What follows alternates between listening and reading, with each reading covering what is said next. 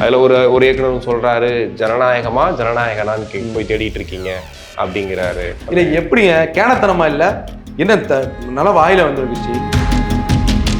யாருமே தலித் பிரச்சனை பற்றி பேச மாட்டேன்னு சொல்கிறாங்க. இல்லை அவர் ரஞ்சித் சொன்னது ஒரு விஷயம் வந்து இனிமேல் எல்லா அமைச்சர்களும் ஃபாலோ பண்ணணும். அவர் பேர் ராஜ்மோகன் தானே? ஆமாம். இனிமேல் தலித் ராஜ்மோகன், தலித் வன்னியரசு, தலித் இவரு, தலித் தென்னரசு, தலித் தாவேகா, தலித் எட்டா. அப்ப ஏன் பேசணும் ரஞ்சித் அவர்கள்? ஏன் இந்த மாதிரி? அதங்க பைத்தியக்காரத்தனங்க, பைத்தியக்காரத்தனம்.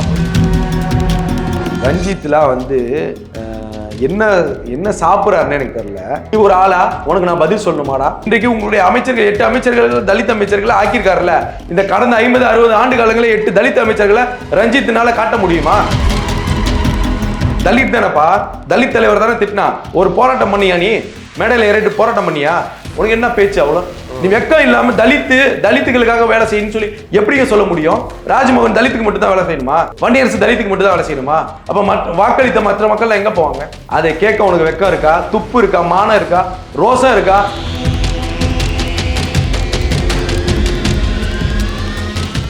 இது போன்ற வீடியோக்களை தொடர்ந்து பார்ப்பதற்கு தமிழ்நாடு டைம்ஸை சப்ஸ்கிரைப் பண்ணிக்கோங்க. எங்களுடைய சமூக வலைதள பக்கங்களான ஃபேஸ்புக், இன்ஸ்டாகிராம், எக்ஸ் பக்கங்களை ஃபாலோ பண்ணிக்கோங்க. உலகெங்கும் வாழும் தமிழ் நெஞ்சங்களுக்கு கிறிஸ்டியின் அன்பு வணக்கம். நம்மோடு பத்திரிகையாளர் யாசர் இணைஞ்சிருக்காரு. வணக்கம் பிரதர். வணக்கம் கிறிஸ்டி. திடீர் போராளிகள்னு சொல்லிட்டு அவங்களுக்கு பேர் வச்சிருக்கிறாங்க. அதுல வந்து குறிப்பா வந்து இயக்குனர்கள் பேர்லாம் பார்த்துருப்பீங்க.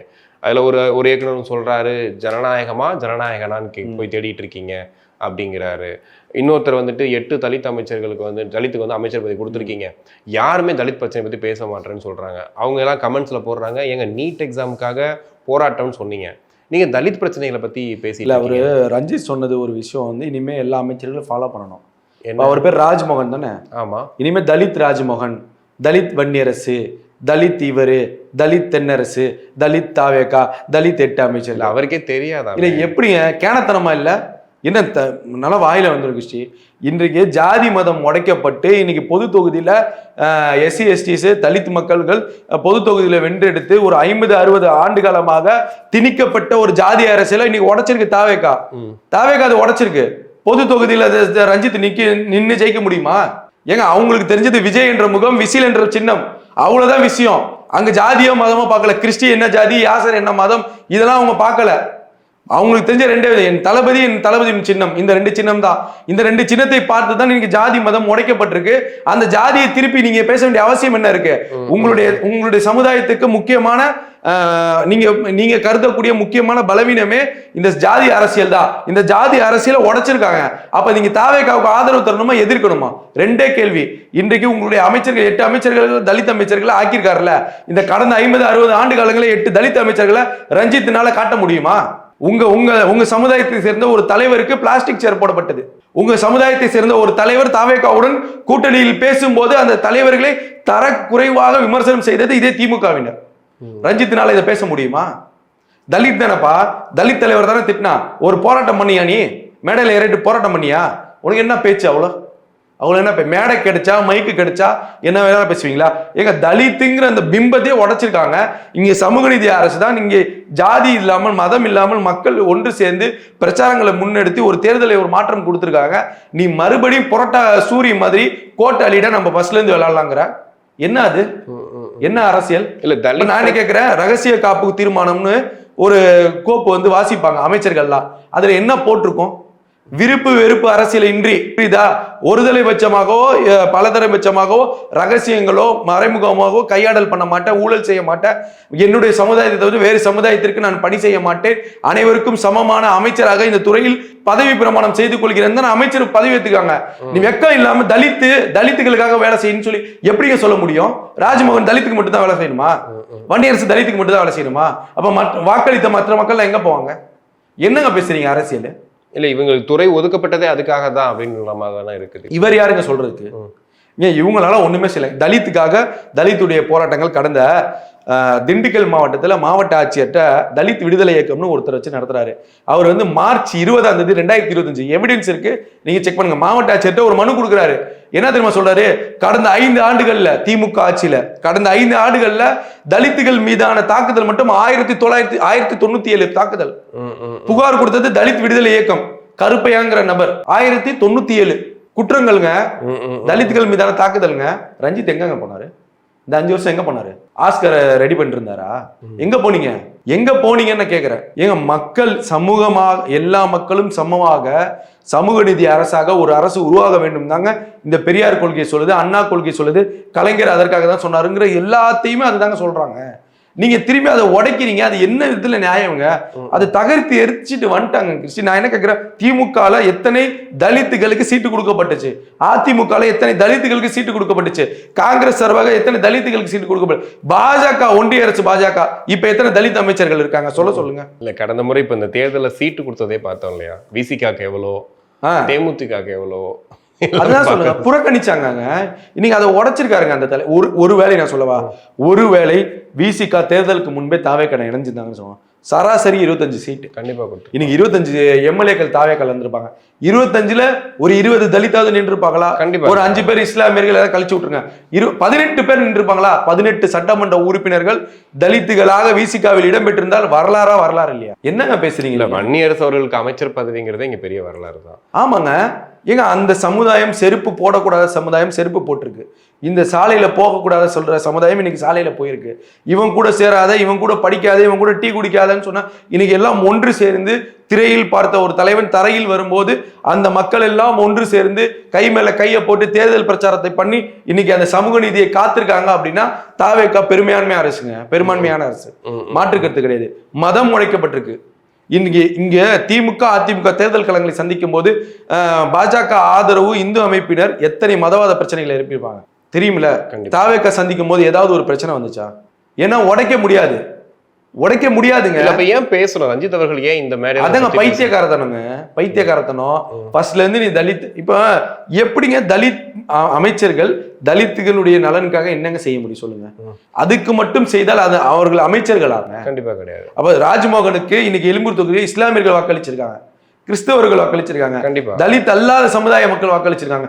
அவர்களுக்கு தான் அவர் நல்ல சட்டமன்ற உறுப்பினராக இருக்கக்கூடாது. அதுல குறிப்பா வன்னியரசு தோழரை தவிர எந்த அமைச்சருமே பண்ண மாட்டாங்க. குறிப்பா ராஜ்மோகன்லாம் தலித் எனக்கு தெரியவே தெரியாது. மீடியாவில் இருக்கும்போது அவர் தனி தொகுதியில் நிற்கும் போதாக எனக்கு தெரியும் அவர் தலித் அப்படின்ற மாதிரி சொல்றாரு. அப்ப நீ எதுக்கு தமிழ்நாட்டு அரசியலை பத்தி பேசுற? நீ எதுக்கு தேசிய அரசியலை பத்தி பேசுற? யாருன்னே தெரியாத அவளை பத்தி ஏங்க பேசுறோம்? அவர் யாருன்னே தெரியாது, என்ன சமுதாயமே தெரியாது. இது எப்படி தெரியுமா இருக்கு? நான் தூங்கிட்டு இருந்தேன் திண்ணையில, நைட்டு நிலா என் மேல நின்றுட்டு எனக்கு முத்தம் கொடுத்துட்டு நிலா ஓடிடுச்சு. நான் சொன்னா நீங்க நம்புவீங்களா? இல்லைங்க, எனக்கு வீட்டுல கரண்ட் இல்லைங்க, நான் மொட்டை மாடில படுத்து தூங்கிட்டு இருந்தேன். நிலா தூரமா இருந்துச்சு, பக்கத்துல முத்தம் கொடுத்துச்சு, மேல திரும்பி போயிடுச்சு. அப்படி நான் சொன்னா நம்புவீங்களா? பக்கத்து வீட்டு போன நிலாவான்னு கேட்பேன். கேட்பீங்களா? அப்படிதான். இதெல்லாம் எப்படி? எனக்கு கோபம் உச்சகட்டத்துல வருது. அவர் யாருன்னு என்னங்க இதுல நாடகம் உங்களுக்கு புரியுதா? பயங்கரமான நாடகம்ங்க இதே. இப்ப அதே இன்னொரு மேட்டருக்கு வருவோம். தலித்துன்னு தெரியாதுன்னு சொன்னார, தலித்துன்னு தெரிந்த ஆம்சாங் மனைவி, ஆம்சாங் அந்த தொகுதியில அவங்க பெரம்பூர்ல இதுல சாரி திருவிகா நகர்ல பல்லவி எதிர்த்து நின்னாங்க. எதிர்த்து நின்னது யார்? பல்லவி. எந்த சமுதாயத்தை சேர்ந்தவங்க? அவர்களுக்கு எதிராக நீங்க தேர்தல் பிரச்சாரம் பண்ணீங்களா? உங்க நீளம் பண்பாட்டுல பண்ணீங்களா? ஐடி விங் வேலை பார்த்தீங்களா பொற்குடிக்கு? என்னங்க நீங்க என்ன பித்தலாட்டம்? இதே தாவேகாவுக்கு அரசுக்கு எதிராக தேர்தல் வேலையை பார்த்தது இவங்க. இன்னொரு படி நான் மேல சொல்றேன்னா, ரஞ்சித்லாம் என்ன என்ன சாப்பிட்றாருன்னு எனக்கு தெரியல. தூய்மை பணியாளர்கள் போராட்டம் நடக்குது, போராட்டம் வீரியம் அடையுது, பெரிய பிரச்சனை ஆகிட்டு இருக்கும்போது செய்தியாளர்களை மாநகராட்சி பில்டிங்குள்ள சந்திக்கிறாங்க. நான் அங்கே களத்தில் இருக்கோம், நான் வெளியே இருக்கேன், உள்ளே நடந்த விஷயம் அப்புறம் லைவ் பார்த்துட்டு இருக்கேன். பார்க்கும்போது சேகர் பாபு ஆவேசப்பட்டு ஒருத்தனை திட்டுறாரு. அவன் யாருனான்னு பார்த்தா நீலம் மைக்க வச்சிருவேன். டேய், நீ ஒரு ஆளா? உனக்கு நான் பதில் சொல்லணுமாடா? இந்த சமுதாய வேறுபாடை பார்த்தது யார்?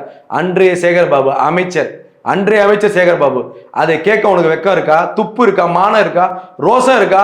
ஏப்பா அவன் ஒரு மக்கள் பிரதிநிதியா பாரு. ஒரு யூடியூப் சேனல்ல இருந்து ஒருத்தன் வந்திருக்கான், சரி உன் சேனல்ல இருந்து வந்திருக்கான், உன் சேனல்னு பார்த்தோன்னா காரி துப்புனார்ல சேகர் பாபு. அதற்கு எதிராக இதே தெருக்குறள் அறிவு அமீரு எல்லாத்தையும் கூப்பிட்டு அறிவாலய வாசல்ல போய் போராடி இருக்கணுமா இல்லையா?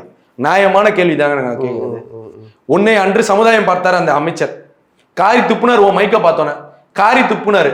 அன்னைக்கு நீ ஏன் போல அறிவாலய வாசலுக்கு? ஏன் உதயநிதி வீட்டு வாசலுக்கு போல? சரி அங்க போவேன், உங்களை போலீஸ் பிடிச்சிருவாங்க. சேகர் பாபு வீட்டு வாசலுக்காவது போயிருக்கலாமே, மேயர் பிரியா வீட்டு வாசலுக்காவது போயிருக்கலாமே. அவன் கேட்ட கேள்வி என்ன? அதுக்கு அமைச்சர் சொன்ன பதில் என்ன? கோரிக்கைகள் இருக்குன்னு சொல்லி கேட்டாரு. நீங்க கோரிக்கை கொடுத்துருக்கீங்க, அதை கொஞ்சம் என்னன்னு பாருங்க. அதாங்க, உனக்குலாம் நான் பதில் சொல்ல முடியாது, நீ யாரான்னு கேட்டாரு. மைக்க பார்த்து கேட்டான். அப்ப நீ என்ன பண்ணிருக்கணும்? உனக்கு கோவம் வரல? தலித் தானே நீ, உன் சமுதாயத்தை இழிவுபடுத்தி தானே அந்த அமைச்சர் பேசுறாரு. உன்னுடைய நிறுவனத்தை சார்ந்த ஒருத்தன் தானே மைக் எடுத்துட்டு போறான். அப்ப அந்த அமைச்சர் காரி துப்பும் போது நீங்க எதிர்த்து ஏன் குரல் கேட்கல? உங்களுக்காக ஒட்டுமொத்தமாக எல்லா பத்திரிகையாளர்களும் எல்லா ஊடகங்களும் சேகர் பாபு இப்படி பேசினாரு கண்டனங்களை தெரிவிச்சாங்க. இந்த தலித்துன்னு பேசக்கூடிய இந்த ரஞ்சித் பேசல. புரியுதா? அப்ப என்ன அரசியல்? உங்க அரசியல் இவர் யாரு, எந்த அரசியல் தெரியாதா? அப்புறம் இவர் நீட்டுக்கு எதிராக வந்துட்டாரா, நீட்டுக்கு ஆதரவா பேச வந்துட்டாரா? என்னடா இது? இல்லப்பா, அமீர் அவர்கள் கூட தான் பேசுறாரு. அமீர் அவர்கள் கடந்த 5 ஆண்டுகளா எங்க போயிருந்தாரு அப்படின்ற அந்த கேள்வி தான் கேட்கறாங்க. இப்ப இல்ல, அமீர் அவர்கள் வந்து நல்ல நடிகர், நல்ல இயக்குனர். திரைத்துறையில அவர் சாதிக்க முடியாம போனதுக்கு பல அரசியல் இருக்கு. அந்த அரசியல் அவர் பேசினாலே இந்த 365 நாள் ஓடி போயிடும். அவரும் இந்த அமீரையும் பகடக்காயாக பயன்படுத்திக் கொள்கிறார்கள். இப்படிதான் நம்ம பார்க்கணும். இது தேவையில்லாத வாதம் அமீர் அண்ணன் வச்சது. அவர் மீது மதிப்பு மரியாதைலாம் இருக்கு, நமக்கு அதுக்கு மாற்றத்திலே. அவர் பேசக்கூடிய அரசியல் இங்கு இல்லை. இன்றைக்கு அமீர் மீது இருக்கக்கூடிய விமர்சனங்கள் எண்ணில் அடங்காதவை. இதே அமீர் அண்ணன் வந்து ஜாஃபர் சதிக் அரெஸ்ட் ஆகும்போது அவர் எப்படி சம்பாரிச்சு எனக்கு படம் தயாரிக்க பணம் கொடுத்தாருன்னு தெரியல. சொன்னது நீங்க. கண்டிப்பா இல்ல, ஃப்ரெண்டே இல்லைன்னு நான் சொன்னேன். சொன்னது நீங்க. அப்போ உங்களுக்கு என்ன தகுதி இருக்கு மேடையில பேச? இதுதான் நம்ம வைக்கக்கூடிய கேள்வி. அப்போ அந்த காசு ஹராமான காசுன்னு தெரிஞ்சும் நீங்க திரைப்படம் எடுப்பதற்கு சம்மதிச்சீங்க அப்படின்னா என்ன உங்க கொள்கை கோட்பாடு? அப்போ விபச்சாரம் பண்ணிட்டு காசு கொடுத்து சேர்த்து வச்சாலும் படம் எடுக்கிறேன்னு சொன்னா எடுத்துருவீங்களா நீங்க? நான் கேட்கக்கூடிய விஷயம் அது. என்ன பேசுறீங்க? யார் கூட சேர்ந்து உங்க மரியாதை ஏன் நீங்க கெடுத்துக்கிறீங்க? ஓகே, ரஞ்சித் போன்ற ஆட்கள் வந்து தவிர்த்து தள்ளி நிக்க வேண்டிய ஆள் அமீர் அண்ணன். இதே ரஞ்சித் ஒரு மேடையில அமீர் அண்ணன் காரி துப்புனாப்ல சண்டை போட்டுக்கிட்டாங்க 2 பேரும். அங்க இருந்து நீங்க விலகி இருக்கணும்னு நான் சொல்ல வரேன். ஓகே, இல்ல வெற்றிமாறன் அவர்களுமே தொடர்ந்து இப்போ வந்துட்டு இருக்காரு இல்லையா போராட்டத்துக்கு? நேத்து கூட பார்த்தோம். அவருடைய ஸ்டாண்டுங்கிறது தெளிவா இருக்கும். சில இடங்கள்ல வந்து எந்த கருத்தை பதிவு செய்யணும், எந்த கருத்தை பதிவு செய்யக்கூடாதுங்கிறதுல அதுல பொது உடைமையாக பேசக்கூடிய ஆள் வெற்றிமாறன். அவர் இந்த உரையில எனக்கு அந்த மாதிரி எதுவும் பேசுற மாதிரி தெரியல. எந்த உரையிலுமே பேச, ஆமா, தெளிவான விஷயம் போயிட்டாரு. ஆமா, தெளிவான விஷயம் வச்சுட்டு போயிட்டாரு. ஏதோ ஒண்ணு தமிழ்நாட்டு மக்களுக்கு நல்லது பண்ணா போதும், மாணவர்கள் நல்லது பண்ணா போதும். இந்த கருத்து வரவேற்கிறது. நீங்க தேவையில்லாம பேசக்கூடாதுன்னு தான் சொல்ல வரேன். இப்ப இன்னைக்கு இவ்வளவு விமர்சனம் உங்க மீது நானே வைக்கிறேன்ல, என்ன மாதிரி எத்தனை பேர் வைக்கிறாங்க? இன்னைக்கு சூப்பர் ஸ்டார் ரஜினிகாந்துடைய அன்னைக்கு லட்சோப மக்கள் அந்த தியேட்டர்ல போய் அந்த படங்கள் எல்லாம் பார்த்தனாலதான் ரஞ்சித் என்ற இயக்குனர் போற்றப்படுகிறார், புகழப்படுகிறார். அங்க உங்களை நீங்க தலித் டைரக்டர் எடுத்திருக்காருன்னா அந்த படத்தை தலித்னு பார்த்திருந்தா எவனுமே போயிருக்க மாட்டாங்க. அடுத்தடுத்து படங்கள் திரை அரசியல் எப்படியோ திரையிலும் ஒரு அரசியல் இருந்துச்சு. அதையும் உடைச்சு நீங்க வந்திருக்கீங்க. அதற்கு ஒரு வாய்ப்பு கொடுத்தவர் சூப்பர் ஸ்டார். பொதுவான மக்களுக்கான பிரச்சனைகள் இருக்குல்ல, அது சம்பந்தமாக ரஞ்சித் எடுத்த ஒரு திரைப்படத்தை சொல்லுங்க. உங்களால எழுக்க முடியுமா? நீங்க பேசுறீங்க, இதெல்லாம் தூண்டி விடுறது, இதெல்லாம் தேவையில்லாம தூண்டி விடுற விஷயம். இந்த மாதிரி உங்களால செய்ய முடியாத விஷயங்களை ஏன் பேசுறீங்க? ஏன் நீங்க வந்து இல்லாத ஒன்றை கற்பனையாக ஏன் உருவாக்க வேண்டும்? அந்த தலித் இருக்கு, அந்த பிரச்சனைகள் இருக்கு, ஜாதி பிரச்சனைகள் இருக்குன்னு 1-2 இருக்கு கிருஷ்ணி, இல்லாமலாம் இல்லை. கிராமப்புறங்கள்ல இருக்கு, இன்னுமே இருக்கு. அப்ப நீங்க அந்த பிரச்சனைகள் இருக்கும்போது அதை தூண்டி விட வேண்டிய அவசியம் இல்லை. இன்னைக்கு நீங்க பேசிட்டீங்க, மோகன்ஜின்ற ஒரு இயக்குனர் திரௌபதி எடுத்தாரு, பதிலடி கொடுக்குறாரு. சரி, நாளைக்கு அவர் ஒரு மீட்டிங்கை வச்சு அவர் சமுதாய மக்களை தூண்டி விடுறாரு. அவர் சமுதாயத்தை சேர்ந்த அமைச்சர்கள் இருப்பாங்கல்ல, தேவைகள்ல, அவங்களாம் என் சமுதாயத்துக்கு வேலை பார்க்கணும். நாளைக்கு இன்னொருத்தர் அமீர் தலைமையில் ஒரு இஸ்லாமிய அமைச்சர்கள் அவங்க ஒரு இது எடுக்கணும், தெலுங்கு ஒரு அமைச்சர்கள், இப்படியே எல்லாருமே ஜாதியை பேசிட்டு இருந்தா சரியாயிருமா?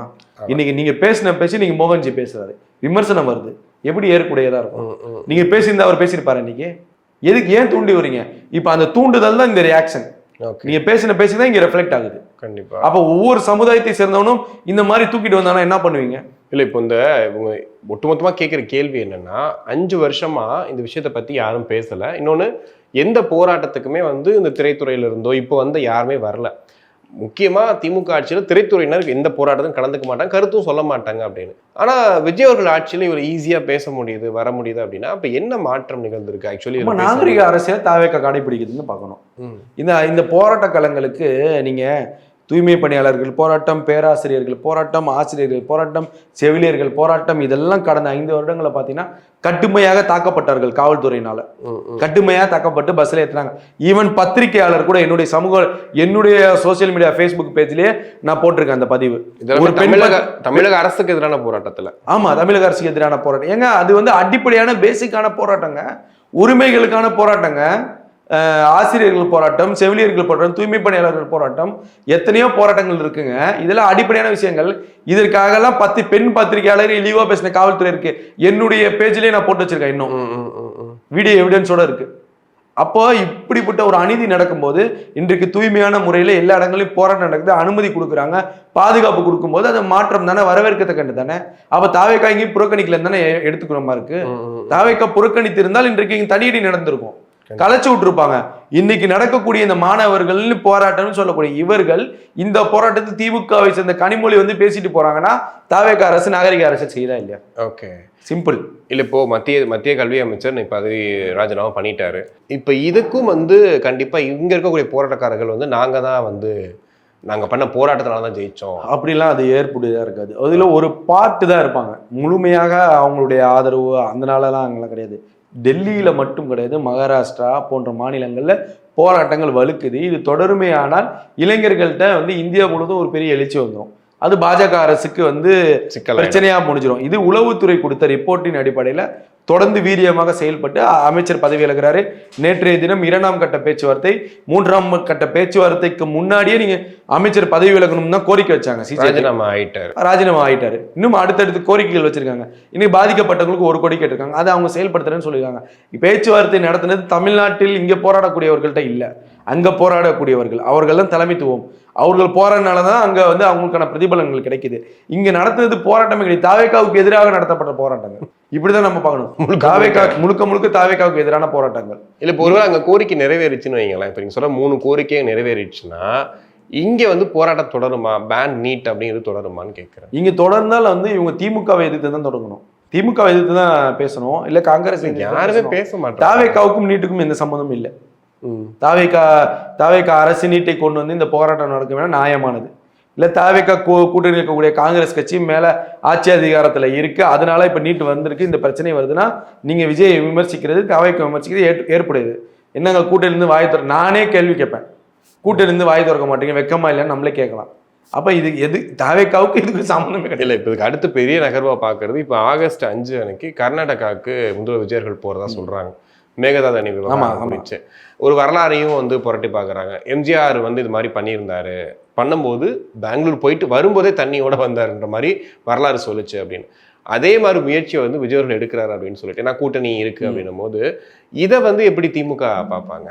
இதை வந்து விஜய் செஞ்சிட்டாருன்னா திமுகவுக்கு ஒரு பெரிய அடி விடும்.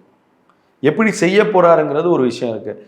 போறதுக்கு முன்னாடி அன்புமணி ராமதாஸ் ஒரு கண்டனம் தெரியுது, போவாதீங்க அப்படிங்கிறாரு. அதே போல விவசாயிகள் சங்கத்தை சேர்ந்த PR பாண்டியன் அவரும் ஒரு கண்டனத்தை போவாதீங்க அப்படிங்கிற மாதிரி. இதுல 2 விஷயம் இருக்கு. நம்ம வந்து முரண்பட்டு கோவப்படுறதுல நமக்கு எந்த யூஸும் கிடையாது. அதான் நான் கேட்க, தமிழ்நாட்டுக்கு எந்த யூஸும் கிடையாது. ஏன்னா ஆல்ரெடி பிரச்சனைகள் ஆகி நடுவர் நீதிமன்றம் அமைத்து நமக்கு உச்சநீதிமன்றம் உத்தரவின்படி கர்நாடகா 200 TMC தண்ணி வழங்கணும். அதையும் அவங்க சரியா வழங்காதனால நமக்கு 190, 180 இந்த மாதிரி TMCல தான் தண்ணீர் வருது. இப்போ ஜூன் மாதமே திறக்கக்கூடிய தண்ணீர் தமிழ்நாட்டில் இன்று வரைக்கும் திறக்கல. மேட்டூர்ல தண்ணி இல்லை, இருந்தால் தான் திறந்து விடுவாங்க. அப்ப டெல்டா விவசாயிகள் இல்லாமல் அந்த காவிரி படுகை ஓரம் இருக்கக்கூடிய மாவட்டங்களுக்கு அதுதான் தண்ணீர். காவிரி தான் மெயினான பிரதானமான ஒரு விஷயம். அப்ப அந்த மக்களுக்கு தண்ணீருங்கிறது அவசியம். இதை வந்து எப்படி முன்னெடுக்கணுமோ அப்படிதான் முன்னெடுக்கணும். இப்போ 50-60 ஆண்டு காலமாக நீங்க போராடினீங்க, ஆட்சி அதிகாரத்தில் திமுக அதிமுக மாறி மாறி இருந்தீங்க. நீங்க காங்கிரஸ் சென்ட்ரல்ல இருக்கோ இல்லையோ, பாஜக இருக்கோ இல்லையோ, இங்க எடப்பாடி இருக்கும்போது பாஜக தான் கர்நாடகாவை ஆண்டது. எடப்பாடினால ஏன் மேகதாது அணைக்கு பிரச்சனையை தீர்வு காண முடியும்? காங்கிரஸ் ஆட்சியில் இருக்கிற போது திமுக இங்கே ஆட்சி அதிகாரத்தில் இருந்துச்சு. இவர்களால் ஏன் பேசி சமாதானப்படுத்தி ஏன் வாங்க முடியல? ஏன்னா இதுல 2 அரசியல் இருக்கு. மேகதாது அணையை வைத்து நமக்கு திமுக அதிமுக இங்க மாறி மாறி அரசியல் பண்ணாங்க. அதே மேகதாது அணையை வச்சு கர்நாடகால பாஜக காங்கிரஸ் மாறி மாறி ஒரு அரசியல் பண்றாங்க. இதான் சிம்பிள், இதுதான் விஷயம். இல்ல இப்ப நீங்க சொல்ற மாதிரி இதுக்கான தீர்வுகளை முன்னெடுத்துட்டாங்க அப்படின்னா இந்த அரசியல் பண்றதுக்கான இடம் இருக்காது விவசாயிகள். இப்ப திமுக விடுமா, போக விடுமா? சிஎம் விஜயர்கள் அங்க போலான்றது இவங்க நான் எப்படி போனா வெற்றியோட வாங்க, இல்லைன்னா போவாதீங்க. இதுதான் சிம்பிள். ஓகே, போனா வெற்றியோட வருவோங்கிற நம்பிக்கையில தான் அவங்க போறாங்க. ஆக்சுவலி போய் வெற்றி அடையலைன்னா அது திமுக அதே ஒரு விமர்சனமா விமர்சனமா வைப்பாங்க. ஆனா பெரும்பான்மை அளவு நான் உங்க சேனல்ல பேட்டி கொடுக்குறப்ப தேசிய அரசியலை நோக்கி கண்டிப்பா நீங்க விஜய் சொன்னீங்க. நகரும் போது சில திட்டங்களை காங்கிரஸ் உடன்படிக்கையோட புரிந்துணர்வு ஒப்பந்தத்தோட நடந்து கொள்ளக்கூடிய சூழல் ஏற்படும். அதுக்கான விளைவாக தான் இந்த ஆகஸ்ட் 5ஆம் தேதி அவர் போறதை நான் பாக்குறேன். அப்ப நீங்க இன்னைக்கு சிவகுமார் முரண்படுகிறார், கர்நாடகா முரண்பட்டுச்சுன்னா இங்கே காங்கிரஸ் உடைய கூட்டணிங்கிறது விரிசல் அடையுமா அடையாதா? கண்டிப்பா அடையும். அப்ப 29 தேர்தலுக்கான பிரச்சாரங்கள் முற்றிலும் திமுகவை புறக்கணித்து விட்டது காங்கிரஸ். டி நகர்ல இன்னைக்கு போராட்டம் திமுக இல்லாத பாஜக எதிர்ப்பு கூட்டணி நடக்குது. அவ முற்றிலும் புறக்கணித்த ஒரு திமுகவை புறக்கணித்த காங்கிரஸ் எப்படி இன்னைக்கு விஜய் போனார்னா ஒத்துழைப்பு கொடுக்கல அப்படின்னா இங்க வேற மாதிரி மாறும்ல, அதுவும் தேசிய அளவுலயும் வேற மாதிரி மாறும். நேரடியா போறாருன்னா அங்க ஒரு இம்பாக்ட். ஆமா, அப்போ நேரடியா போய் வேற விதமான மாற்றங்களை ஏற்படுத்தும். அதற்கு வழிவகை காங்கிரஸ் செய்யாது. அப்போ காங்கிரஸ் ஏதோ ஒரு பிளான்ல தான் வர சொல்லியிருக்காங்க. ஆக்சுவலி வர சொல்லியிருக்காங்க. இது என்னமோ ஒரு பக்கா பிளான். ஆமா, பக்கா பிளான் தான். அப்படிதான் நம்ம பார்க்கணும். நீங்க வாங்க நம்ம சுமூகமாக, அதாவது கிறிஸ்டி ஒரு இதே தமிழ்நாட்டில் இப்போ இந்த அணையை கட்டி இந்த பிரச்சனை போகுது. நம்ம தான் கர்நாடகாவுக்கு தண்ணி கொடுக்குறோம் அப்படின்னாலும் நமக்கு சில கெத்து இருக்கும்ல. கண்டிப்பா இருக்கும். நம்ம மாநிலத்துக்குன்னு சில பிரச்சனைகள் கேளு நான் தரேன், அதை அவங்க மெயின்டைன் பண்றாங்க. எந்த மாநிலமும் அதை ஒத்துக்காது.